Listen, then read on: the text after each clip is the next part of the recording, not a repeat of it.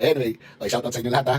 At sana pagbutihan ninyo para tuloy-tuloy yung sa 2026 yung kita ninyo. Kawawa naman kayo. Pag wala ako, ha? Pag hindi na ako mag-content tungkol kay Alfred, wawa kayo. Wala bam. Ang papayat nyo na nga, lalo kayong papayat.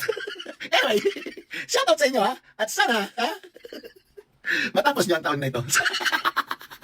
Nang masaya. Sayang ang bayot.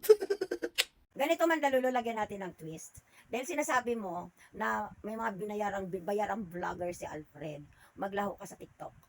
O makikiramdam ka lang. Kung yung mga bayaran ni Alfred matigil na dahil nasa iyo, syempre wala ka na eh. So kung ito ba ililibing na, mga tigiluglog na eh. Dahil syempre, ano pa babayaran ni Alfred kung wala ka naman na?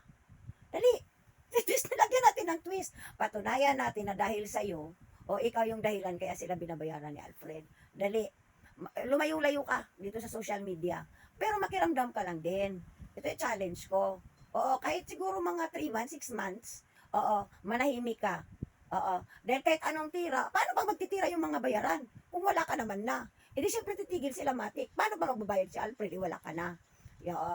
Tingnan natin sinong matigiluglog. Yung mga bayaran ba na vlogger ni Alfred? O ikaw na wala ka nang matanggap dyan sa nagbabayad sa'yo dahil nanahimik ka na.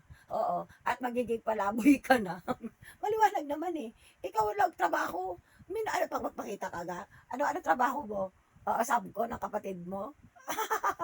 Or ng uuto? Ng OFW? At manggugulo dito sa TikTok para sabihin may nakasuhan ako mga OFW inuto mo. Game.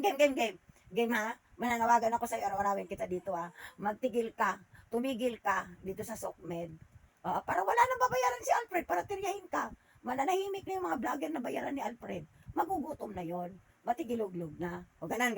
Hindi mo to sasakyan. O kasi, nagdidilulok ang Barbie ka.